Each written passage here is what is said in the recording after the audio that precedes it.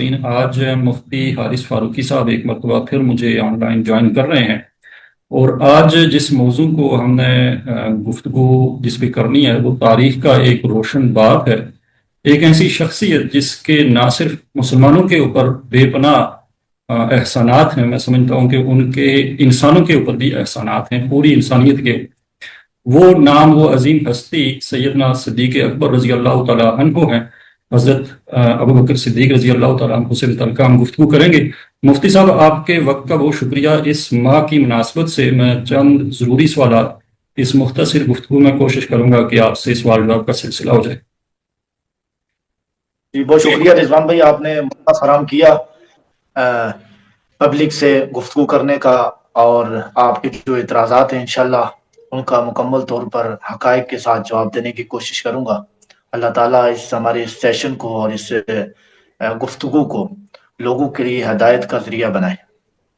جی مفتی صاحب، یہ اتنا بڑا ایک پہلو ہے تاریخ اسلام کا، اتنی بڑی شخصیت ہیں کہ ہم اس مختصر وقت میں اس موضوع کے ساتھ انصاف نہیں کر سکیں گے، لیکن ہم انتہائی اہم جو پہلو ہیں سیدنا صدیق اکبر رضی اللہ تعالیٰ عنہ کی زندگی سے متعلقہ، اور ان سے بعض اوقات بعض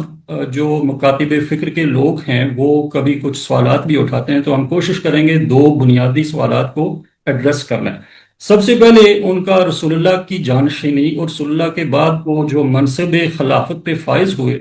یہ اس تجہیز و تدفین کا جو موقع تھا اس وقت ان کا خلافت کے منصب کے لیے کوشش کرنا یا اس پہ فائز ہونا، یہ ایک عام طور پہ سوال اٹھایا جاتا ہے کہ وہ اس قدر جلد بازی میں یہ ڈیسیژن کیوں کیا گیا۔ تو اس کے بارے میں یہ چاہتا ہوں کہ اس کو آپ تفصیل سے اس سے بتائیں کہ اس کی ضرورت کیا تھی، اس وقت صورتحال کیا پیدا ہو چکی تھی، اور یہ سیدنا صدیق اکبر رضی اللہ تعالیٰ عنہ کی شان میں ایک بڑائی اس سے بنتی ہے، اس میں زیادہ اضافہ ہوتا ہے کہ ان حالات میں سیدنا صدیق اکبر نے اس صورتحال کو سنبھالا۔ تو میں چاہتا ہوں کہ اس واقعے کی جو حقیقت ہے اس کو آپ روشنی ڈالیں۔ جی بہت شکریہ، آپ نے بہت اہم سوال کیا اور اہم چیز کی طرف آپ نے توجہ دلائی ہے۔ بالکل اعتراض یہ کیا جاتا ہے کہ سیدنا صدیق اکبر رضی اللہ تعالیٰ عنہ نے اس وقت تدفین سے پہلے خلافت کی کیا ضرورت تھی، اور خلافت کے حوالے سے یہ بھی اعتراض کیا جاتا ہے کہ خلافت جو ہے وہ ان کی غصب کی ہوئی ہے اور انہوں نے زبردستی خلیفہ بنے، اس قسم کے اعتراض کیے جاتے ہیں۔ سب سے پہلی بات ناظرین و سامعین کے توجہ کی نظر کرنا چاہتا ہوں کہ نبی علیہ الصلوۃ والسلام نے اپنی زندگی کے اندر ہی اشارتاً یہ بتا دیا تھا کہ میرے بعد جو خلیفہ ہے سیدنا صدیق اکبر رضی اللہ تعالیٰ عنہ ہے۔ اس کی بے مثال جو ہے وہ ملتی ہیں۔ نبی کریم صلی اللہ علیہ وسلم نے اپنی زندگی کے اندر ہی 17 نمازیں سیدنا صدیق اکبر رضی اللہ تعالیٰ عنہ سے پڑھوائی ہے، اور ایک موقع پر سیدنا صدیق اکبر رضی اللہ تعالیٰ عنہ نماز پڑھا رہے تھے تو اللہ کے رسول صلی اللہ علیہ وسلم جب آئے تو سیدنا صدیق اکبر نے پاؤں کی آہٹ محسوس کی تو پھر پیچھے ہٹنے لگے۔ تو سیدنا صدیق اکبر رضی اللہ تعالیٰ عنہ سے نبی کریم صلی اللہ علیہ وسلم نے فرمایا کہ صدیق اپنی جگہ پر قائم رہو۔ تو رسول اللہ صلی اللہ علیہ وسلم نے اپنی زندگی کے اندر امامت صغریٰ، جس کو امامت کہتے ہیں، جس کو جماعت کے ساتھ نماز پڑھانا کہتے ہیں، لوگوں کی امامت کہتے ہیں، تو اس کے لیے سیدنا صدیق اکبر رضی اللہ تعالیٰ عنہ کا انتخاب کیا۔ احادیث کے اندر آتا ہے کہ سیدہ عائشہ رضی اللہ تعالیٰ عنہ سے فرمایا کہ مروا ابا بکر فلیصلی بالناس، کہ ابو بکر کو بلاؤ اور لوگوں کو آ کے نماز پڑھائے۔ حضرت عائشہ نے کہا کہ ابو بکر رقیق القلب ہے، نرم دل ہے، وہ روئیں گے، نماز پڑھا نہیں سکیں گے۔ 3 مرتبہ نبی کریم نے حضرت عائشہ سے یہی کہا، اور چوتھی مرتبہ حضرت عائشہ سے کہا کہ انت صواحب یوسف، تو مجھے حضرت یوسف علیہ السلام کی ساتھیوں کی طرح لگتی ہے، ایک بات کیوں نہیں مانتی؟ ابو بکر ہی کو بلاؤ کہ وہ لوگوں کو نماز پڑھاؤ۔ تو سیدنا صدیق اکبر رضی اللہ تعالیٰ عنہ نے نبی کریم صلی اللہ علیہ وسلم کی زندگی ہی میں امامت شروع کر دی تھی۔ تو امامت کبریٰ کے لیے بھی نبی کریم صلی اللہ علیہ وسلم میں اشارت بہت سارے احادیث کے اندر آتا ہے۔ ایک حدیث میں آتا ہے کہ نبی کریم صلی اللہ علیہ وسلم نے اپنے وفات سے قبل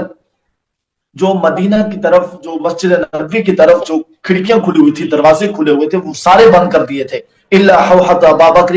ابو بکر صدیق رضی اللہ تعالیٰ عنہ کی کھڑکی کے سوا۔ یہ بھی اشارہ تھا کہ اس کے بعد جو ہے وہ امامت کے اور اس کے بعد جو ہے خلافت کے جو فرائض سر انجام دیں گے وہ سیدنا صدیق اکبر رضی اللہ تعالیٰ عنہ دیں گے. یہ میں نے خطبے کے طور پر ضمناً یہ باتیں ارشاد فرما دی تاکہ لوگوں کے ذہن میں آ جائے کہ سیدنا صدیق اکبر رضی اللہ تعالیٰ عنہ کو خلافت ملی کیسے اور اس کا انتخاب کیسے ہوا. دوسرا اعتراض یہ کیا جاتا ہے آپ نے جو کیا ہے کہ خلافت کی اس وقت ضرورت کیا تھی. خلافت کی اس وقت سب سے زیادہ ضرورت تھی کیونکہ نبی کریم صلی اللہ علیہ وسلم اس دنیا سے پہلی پردہ فرما چکے تھے تو صحابہ کرام کے درمیان انتشار تھا. انصار اور مہاجرین کا آپس میں اختلاف ہو گیا تھا, ٹولیاں بن چکی تھی اور جو ہے وہ منصب خلافت کے لیے الگ الگ لشکر بن چکے تھے. اسی طرح حضرت فاروق اعظم رضی اللہ تعالیٰ عنہ تلوار نکال کے باہر آ گئے تھے کہ اگر کسی نے یہ کہا کہ نبی علیہ السلام اس دنیا سے چلے گئے تو میں اس کی گردن اڑا دوں گا. تو سیدنا صدیق اکبر رضی اللہ تعالیٰ عنہ کہ انہوں نے آگے خطبہ ارشاد فرمایا اور حضرت عمر سے کہا کہ بس کر عمر, خطبہ ارشاد فرما کے قرآن کریم کی آیت پیش کی تو حضرت عمر رضی اللہ تعالیٰ عنہ خاموش ہوئے. ایسے ہی خلافت اس لیے ضرورت تھی کہ چونکہ اس اتنے بڑے منصب اور عہدے کے لیے اس لیے اتنی ضرورت تھی کہ نبی کریم صلی اللہ علیہ وسلم ہوتے تھے تو وہ تو سارا کچھ مینج کرتے تھے, سارا کچھ سنبھالتے تھے اور سارے معاملات سارے اختلافات کو دور کرتے تھے, حل کرتے تھے. تو یہ حضرت فاروق اعظم رضی اللہ تعالیٰ عنہ بڑے سقیفہ بنی سعدہ کے اندر جو محفل ہوئی ہے بنیادی وجہ اس کی یہی تھی کہ صحابہ کرام کے درمیان آپس میں انتشار نہ ہو, آپس میں اختلاف نہ ہو, آپس میں جو ہے وہ ان کی لڑائی جھگڑے نہ ہوں, آپس میں کوئی اختلاف نہ ہو. اس اختلاف سے بچنے کے لیے انہوں نے سب سے پہلے خلیفہ کا انتخاب کیا, تدفین سے پہلے بھی خلیفہ کا انتخاب کیا اور اس کا فائدہ یہ ہوا کہ جب نبی کریم صلی اللہ علیہ وسلم کے خلیفہ منتخب ہو چکے تھے حضرت صدیق اکبر رضی اللہ تعالیٰ عنہ, صحابہ کرام کے درمیان نبی علیہ السلام کی تدفین کے معاملے میں کئی مرتبہ اختلاف ہوا. ایک اختلاف یہ ہوا کہ سیدنا صدیق اکبر رضی اللہ تعالیٰ عنہ اس وقت موجود نہیں تھے وہاں. اختلاف یہ ہوا کہ حضرت نبی کریم صلی اللہ علیہ وسلم کی قبر مبارک کہاں پہ بنائے, کیا یہ اسی جگہ پہ بنائیں یا جنت البقیع میں ان کو دفن کریں. اس میں اختلاف ہوا تو یہ اختلاف بھی سیدنا صدیق اکبر رضی اللہ تعالیٰ عنہ نے آگے ختم کیا کہ میں نے نبی علیہ السلام سے سنا تھا کہ اگر انبیاء جہاں پہ فوت ہوتے وہیں پہ ان کی تدفین ہوتی ہے. یہ معاملہ حل ہو گیا. پھر یہ معاملہ ہوا کہ کفن کیسے دیا جائے. یہ اختلاف ہوا کہ ان کی قبر کون سی ہونی چاہیے, لاحد ہونی چاہیے, شق ہونی چاہیے. انہوں نے 2 قبر کھودنے والوں کو بلایا, ان میں سے لاحد والے جو ہیں وہ پہلے آ گئے تو سیدنا صدیق اکبر رضی اللہ تعالیٰ عنہ ہی نے فیصلہ کیا ہے کہ ابھی جو ہے وہ ان کی قبر نبی علیہ السلام کی قبر ہے یہ لاحد بنانی ہے. ایسے ہی صحابہ کرام کے درمیان جو تدفین کے معاملات میں جو غسل کے معاملات میں اختلاف ہوئے تو اس اختلاف کو دور کرنے والے ختم کرنے والے سیدنا صدیق اکبر رضی اللہ تعالیٰ عنہ تھے. تو خلافت کی ضرورت اس وجہ سے پیش آئی تھی کہ اس وقت انتشار تھا. مہاجرین کہتے تھے کہ ہمارا خلافت کا حق ہے, انصار کہتے تھے کہ ہمارا حق ہے. ان کا آپس میں اختلاف ہو چکا تھا, ٹولیاں بن چکی تھی, ان کا آپس میں جو ہے وہ اختلاف پیدا ہونے لگا تھا. اس لیے سب سے پہلے خلافت والا معاملہ جو ہے حضرت عمر رضی اللہ تعالیٰ عنہ نے ہاتھ پر بیعت کر کے پھر تمام صحابہ کرام رضی اللہ تعالیٰ عنہ مجمعین نے حضرت صدیق اکبر رضی اللہ تعالیٰ عنہ کے ہاتھ پر بیعت کی ہے اور سیدنا صدیق اکبر رضی اللہ تعالیٰ عنہ کو خلیفہ بلا فصل منتخب کیا ہے. مفتی صاحب بہت تفصیل سے آپ نے اس واقعے پر روشنی ڈالی. میں خود یہی سمجھتا ہوں کہ میرا اپنا ظاہر ہے یہ اختلاف نہیں ہے یا میرے اعتراض نہیں ہے. میں یہ جو مختلف جو مکاتب فکر ہیں ان کی جانب سے جو سوالات اٹھتے ہیں ان کو وہ مقدمہ آپ کے سامنے بیان کر رہا تھا. میں تو اس جو واقعے میں جو سیدنا صدیق اکبر رضی اللہ تعالیٰ عنہ کی جو یہاں پہ خلافت کے منصب پہ وہ فائز ہوئے, میں اس میں ان کی شان سمجھتا ہوں کہ یہ ان کی شان میں اضافہ ہوا کہ اس رنج اور غم کی کیفیت میں جب ایک اعصاب شکن مرحلہ پیش آ چکا تھا اور رحمت للعالمین یعنی نبوت ختم ہو گئی, قرآن کا سلسلہ بند ہو گیا, رحمت للعالمین مسلمانوں سے دور ہو گئے, تو اس وقت اتنے اہم موضوع کو اور اتنے اہم معاملے کو سنبھال لینا یہ صدیق اکبر کی ہی شان ہے کہ جنہوں نے اس معاملے کو اتنے خوبصورتی سے اور احسن طریقے سے بار بار ہینڈل کیا. ایک تو وہ تھا نا جب انہوں نے قبر کا جو معاملہ تھا اس سے متعلقہ جو ہے حدیث پیش کر کے تو اس معاملے کو سیٹل کیا. پھر عمر رضی اللہ تعالیٰ عنہ کا جو ایک کیفیت تھی اس کو انہوں نے قرآن کی آیت پیش کر کے اس پہ اس کو نارمل کیا. پھر سقیفہ بنی سعدہ میں جو ہے ان کے ہاتھ پہ جو بیعت ہوئی وہ ظاہر ہے یہ صدیق اکبر کی شان تھی یا ان کے درجے کے جو اس وقت اصحاب تھے ان میں سے ہی کوئی جو ضرورت تھی. سب سے پہلے رضوان بھائی آپ کی توسل سے عوام جو سماعت کرنے والے کو ناظرین کو کہنا چاہتا ہوں کہ اس وقت سب سے بنیادی جو ضرورت تھی وہ خلافت ہی کی تھی. اگر جی خلافت نہ ہوتی تو پھر یہ پوائنٹ آپ کا مسلمانوں کے درمیان آپس میں انتشار ہوتا. یہ پوائنٹ آپ کا تفصیل سے ہے. دوسرے سوال کی طرف میں جاؤں گا اور پھر دوبارہ اس کو تھوڑا سا میں اس پہ بات کروں گا. دوسرا سوال یہ ہے جو صدیق اکبر رضی اللہ تعالیٰ عنہ سے متعلقہ جو ہے گفتگو کا اکثر حصہ بنتا ہے، اور اس سوال میں کچھ وزن بھی سمجھتا ہوں، جو باغ فدق ہے. یہ باغ فدق کی حقیقت کیا ہے اور اس سے متعلقہ کیا روایات ہیں، اور اس کو اس قدر ڈسکشن میں کیوں لایا جاتا ہے؟ جی، باغ فدق یہ ایک خیبر کے موقع پر ایک علاقہ، ایک قصبہ وہ نبی علیہ السلام کو دیا گیا تھا. اور یہ خیبر کی جنگ چونکہ لڑائی کے بغیر ہوئی ہے، قرآن اس کو کہتا ہے مما افاء اللہ علی مما اوجفتم فیہ من خیل ولا رکاب ولکن اللہ یسلط رسلہ علی من یشاء، کہ نہ گھوڑے دوڑائے گئے اور نہ جو ہے وہ لڑائی لڑی گئی. بغیر لڑائی کے جو جنگ جو ہے وہ مسلمانوں نے فتح حاصل کی ہے، یہ خیبر کی جنگ تھی. اس موقع پر نبی علیہ السلام کے لیے جو ہے وہ جو علاقے اور جو قصبے نبی علیہ السلام کے لیے ہبہ کیے، وقف کیے گئے تھے کہ یہ نبی علیہ السلام کی ملکیت ہے. تو خیبر اصل میں وہ ہے کہ جو خیبر کا یہ مالف ہے اس کو کہتے ہیں کہ جو بغیر کسی جنگ کے اور بغیر کسی لو لشکر کے مسلمانوں کے قبضے میں آ جائے. تو یہ خیبر کا جو علاقہ تھا، یہ نبی کریم صلی اللہ علیہ وسلم کی وفات کے بعد، بخاری کی روایت ہے کہ نبی کریم صلی اللہ علیہ وسلم کی وفات کے بعد سیدہ فاطمہ رضی اللہ تعالی عنہ حضرت صدیق اکبر رضی اللہ تعالی عنہ کے پاس گئی، اور سیدنا فاطمہ رضی اللہ تعالی عنہ نے فرمایا کہ ہمیں جو ہے وہ خیبر کا جو باغ فدق ہے یہ ہماری وراثت میں ہمارا حصہ بنتا ہے، ہمیں دیا جائے.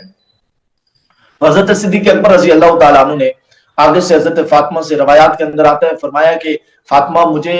اپنے رشتہ داروں سے بھی زیادہ آپ کے رشتہ داروں سے محبت ہے، آپ اہل بیت سے محبت ہے، اپنے رشتہ داروں سے زیادہ آپ اہل بیت سے میری قربت اور تعلق ہے. لیکن فاطمہ نبی علیہ السلام سے میں نے سنا ہے کہ لا نورث ما ترکنا صدقۃ،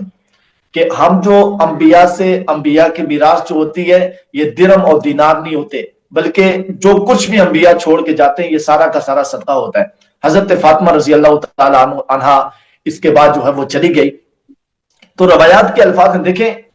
میں آپ کو تفصیلاً یہ بات سمجھانا چاہتا ہوں. جو لوگ اعتراض کرتے ہیں سیدنا صدیق اکبر رضی اللہ تعالیٰ عنہ پر، حقیقت میں یہ سیدنا صدیق اکبر رضی اللہ تعالیٰ عنہ پر اعتراض نہیں ہے. اس کی بنیادی وجہ یہ ہے کہ دیکھیں حضرت فاطمہ آئی، حضرت فاطمہ کو صدیق اکبر رضی اللہ تعالیٰ عنہ نے پہلے تسلی دی،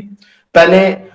اپنے بارے میں کہا کہ میں آپ سے کتنی محبت کرتا ہوں. پھر اس کے بعد نبی علیہ السلام کی حدیث سنائی. یہ نہیں کہا کہ فاطمہ یہ باغ فدق میں نہیں دے سکتا، بلکہ نبی علیہ السلام کی حدیث سنا کر حدیث کا مفہوم بیان کر کے رخصت کیا ہے. تو مجھے بتائیے کہ حضرت صدیق اکبر نے اس میں غلطی کیا کی ہے؟ نبی علیہ السلام کی حدیث سنائی ہے، یہ غلطی کی ہے کہ نبی علیہ السلام کا فرمان حضرت فاطمہ کے سامنے سنائے اور حضرت فاطمہ رضی اللہ تعالیٰ عنہ چلے گی. اس میں یہ بھی بات آتی ہے کہ حضرت فاطمہ رضی اللہ تعالیٰ عنہ اس موقع پر جب انہوں نے ان کو باغ نہ ملا، وراثت نہ ملی، تو وہ ناراض ہو کے چلی گئی. اس میں حضرت فاطمہ رضی اللہ تعالیٰ عنہ کی گستاخی اور توہین ہے. آپ مجھے بتائیے کہ صدیق اکبر رضی اللہ تعالیٰ عنہ نے اپنی کوئی بات نہیں کی، اپنا کوئی عذر نہیں پیش کیا. صدیق اکبر رضی اللہ تعالیٰ عنہ نے بلا وجہ باغ فدق دینے سے انکار نہیں کیا، بلکہ صدیق اکبر رضی اللہ تعالیٰ عنہ نے نبی کریم صلی اللہ علیہ وسلم کا ارشاد بیان فرمایا کہ انبیاء کی میراث درہم اور دینار نہیں ہوتی، اور یہ میں نے نبی علیہ السلام سے سنا ہے. تو جی اس پر مفتی مجھے صاحب، بتائیے کہ حدیث بیان کرنے پر اور فاطمہ نے حدیث سن کر ناراضگی کا اظہار کیا یا وہ ناراض ہو کے چلے گئی، ایسی بات ماننے کی ہے؟ مفتی صاحب رضوان بھائی مجھے بتائیے آپ. جو ان کی خلافت سے متعلقہ اعتراضات ہوتے ہیں، میں تو ان کو سمجھتا نہیں ہوں کہ وہ کوئی ایسی باتیں ہیں کہ جن کو گفتگو کا موضوع بھی بنایا جائے. میں تو ان کی خلافت کو صدیق اکبر کی شان میں اضافہ سمجھتا ہوں کہ وہ تو وہی ان کی شان تھی. لیکن باغ فدق سے متعلقہ اگر کوئی روایات آتی ہیں تو ان روایات کی بنیاد پہ اگر کوئی شخص سوال اٹھاتا ہے تو ہم اس کے سوال کی نوعیت کو دیکھیں گے کہ کیا واقعی اس میں یہ گنجائش موجود ہے کہ وہ سوال کر سکتا ہے یا نہیں. آپ نے جو گفتگو فرمائی وہ یہ ہے کہ سیدہ کو جب انہوں نے آئیں اور اب اس باغ کا مطالبہ کیا تو صدیق اکبر رضی اللہ تعالیٰ عنہ نے روایت پیش کر دی. سوال یہاں پہ ایک جو لاجیکل کوشچن اٹھ سکتا ہے وہ یہ ہے کہ کیا وہ وراثت جس کا قرآن حکم دیتا ہے کہ جو فوت شدہ شخص ہے، جو شخص بھی چلا جائے، اس کی جو وراثت ہے وہ اس کے ورثہ میں تقسیم کی جائے، اس وراثت کے بارے میں اتنی امپارٹنٹ حدیث سیدہ کو علم میں نہیں تھی؟ کیا سیدہ کو یہ پتا نہیں تھا کہ میرے متعلقہ جو حدیث ہے رسول اللہ نے ان کو ہی نہیں بتائی تھی یہ بات، اور وہ اس علم سے محروم تھی اور وہ صدیق اکبر کے پاس چلی گئی؟ یہ اگر کوئی لاجیکل سوال کرتا ہے تو ہم اس کو یہ سپیس دے سکتے ہیں کہ آپ کے سوال میں جو ہے اس کو کنسیڈر کر کے اس پہ گفتگو کی جا سکتی ہے کہ اس کو مزید سمجھنے کی ضرورت ہے کہ روایات کیا ہیں۔ میں دوبارہ یہی سوال اٹھا رہا ہوں کہ کیا اتنا امپارٹنٹ پہلو سیدہ کی اپنی جو وراثت سے متعلقہ بات تھی اس کا علم بھی رسول اللہ نے ان کو نہیں دیا، اور ان کے پاس یہ حدیث نہیں تھی، اور صدیق اکبر رضی اللہ تعالیٰ عنہ نے ان کو اپنے ہی والد کا کلام سنا کے اور ان کو واپس بھیج دیا؟ اس بارے میں آپ کیا سمجھتے ہیں کہ یہ کس طرح اس کو سمجھا جائے گا؟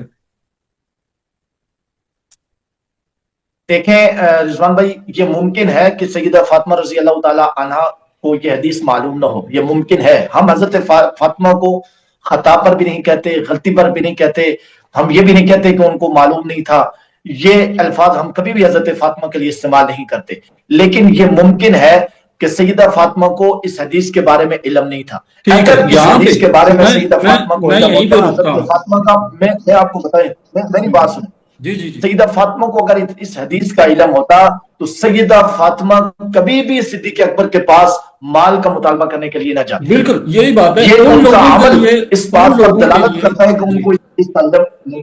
جی دیکھیں، میں اس کو کسی اور طرح سے سالو کروں گا انشاءاللہ اسی گفتگو میں نے یہ سوال کیا کہ جس سوال میں کوئی وزن ہے ہم اس کو دیکھیں گے اور اس پہ بات کریں گے۔ اب سیدہ کو جس طرح آپ نے بتا دیا کہ ممکنات میں سے یہ ہے، میں اس کو یہ سمجھتا ہوں کہ جو خاص کر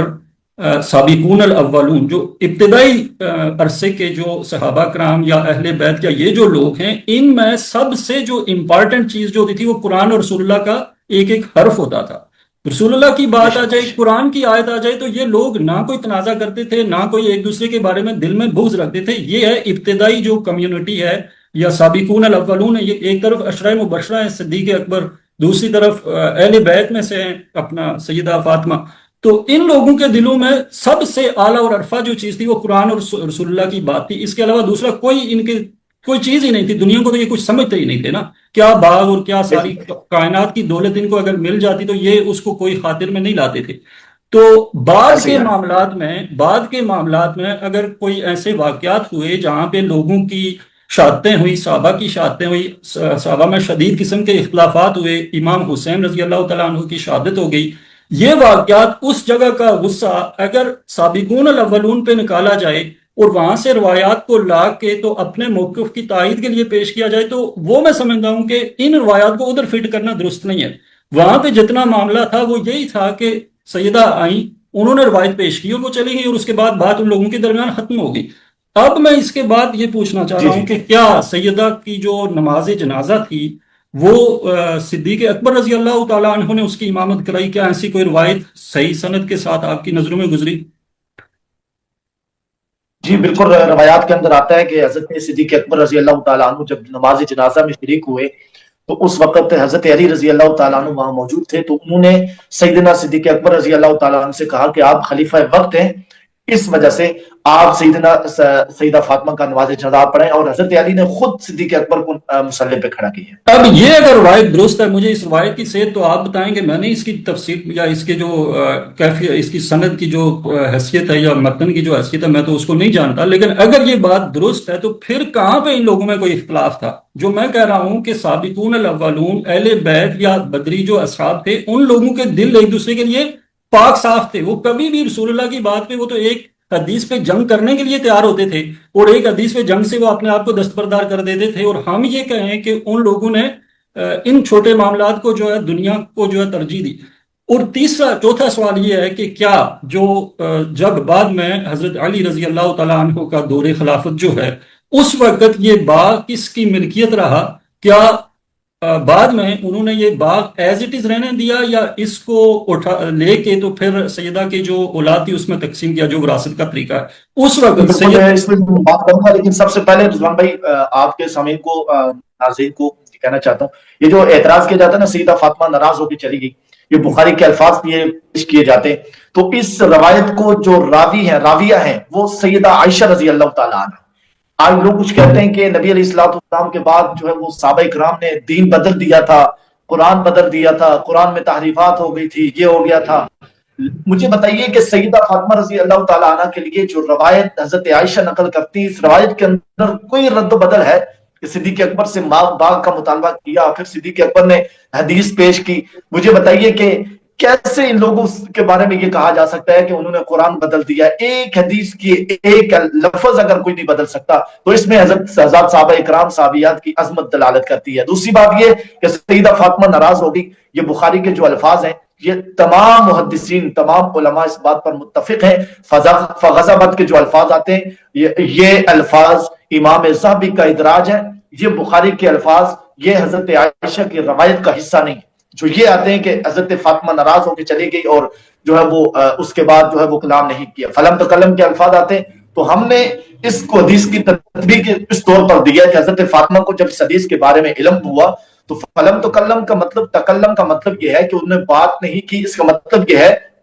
کہ حضرت فاطمہ نے دوبارہ باغ فدق کا مطالبہ کسی طور پر وفات تک نہیں کیا، اور یہ بات بالکل واضح اور دو ٹوک ہے. اس کے بعد کوئی ایسی روایت نہیں ملتی کہ اس کے بعد بھی حضرت فاطمہ صدیقہ اکبر کے پاس ہوئی ہو، یا اپنے بیٹوں کو بھیجا ہو، یا جو ہے وہ کسی اور کو بھیجا ہو، حضرت عباس کو بھیجا ہو، حضرت علی کو بھیجا ہو کہ جاؤ مجھے تو انکار کر دیا ہے، آپ جا کے حضرت صدیقہ اکبر سے بات کا مطالبہ کریں. ہرگز یہ بات نہیں ملتی. دوسری بات یہ کہ آپ نے کہا کہ یہ صدیقہ اکبر کے بعد چونکہ حضرت عمر کی خلافت آئی، حضرت عثمان کی آئی، حضرت علی کی آئی، حضرت حسن کے 6 مہینے، حضرت معاویہ کے پورے جو ہے وہ 19 سال، تو یہ سارے کے سارے خلفائے راشدین میں باغ فدق اسی طور پر رہا جیسے کہ صدیق اکبر کے زمانے میں تھا. حضرت عمر کے دور میں بھی ایسے ہی رہا. اس سے اہل بیت کا خرچہ چلایا جاتا تھا، اہل بیت کا جو ہے وہ نان نفقہ نہیں. حضرت عمر، ہم حضرت عمر یا حضرت عثمان یا امیر معاویہ رضی اللہ عنہم اجمعین، ان لوگوں کی جو حکمت عملی تھی ان کو چھوڑ کے صرف یہ بات ہے کہ سیدنا علی رضی اللہ تعالیٰ عنہ جب وہ خود عہد خلافت ان کا تھا تو اس وقت انہوں نے اس باغ کے بارے میں کیا جو حکمت عملی اختیار کی، انہوں نے اس کی ملکیت کس کو، وہی حکمت عملی اختیار کی، وہی فیصلہ کیا کہ جو صدیق اکبر رضی اللہ تعالیٰ عنہ نے کیا تھا. اور بات یہ بات صاف ہو جاتی ہے. اگر حضرت علی نے وہ باغ فدق لے کر جو ہے وہ حضرت علی نے یہ کہا ہو کہ صدیق اکبر نے تو میری زوجہ کو نہیں دیا تھا، لہٰذا میرے بیٹے زندہ ہیں، اس فاطمہ کے بیٹے شہزادے زندہ ہیں حضرت حسن و حسین، تو ان کے لیے یہ وقف کیا جائے یا ان کو دیا جائے، ایسی کوئی روایت دنیا کا کوئی عالم، کوئی فقیہ، کوئی شخص دنیا کا نہیں دکھا سکتا کہ حضرت علی نے اس طور پر فیصلہ کیا ہو. حضرت علی نے بھی وہی فیصلہ کیا، لا نقص ما ترکنا صدقۃ، کہ جو صدیق اکبر نے فیصلہ بھی کیا تھا، حضرت فاطمہ رضی اللہ تعالیٰ عنہ کو بتایا بھی تھا. تو یہ باغ فتح خلفائے راشدین کے دور میں اسی طرح فیصلہ رہا کہ جس طرح صدیق اکبر رضی اللہ تعالیٰ عنہ نے کیا، اس طور پر بھی. پھر آپ دیکھیں گے محمد بن حنفیہ ہے،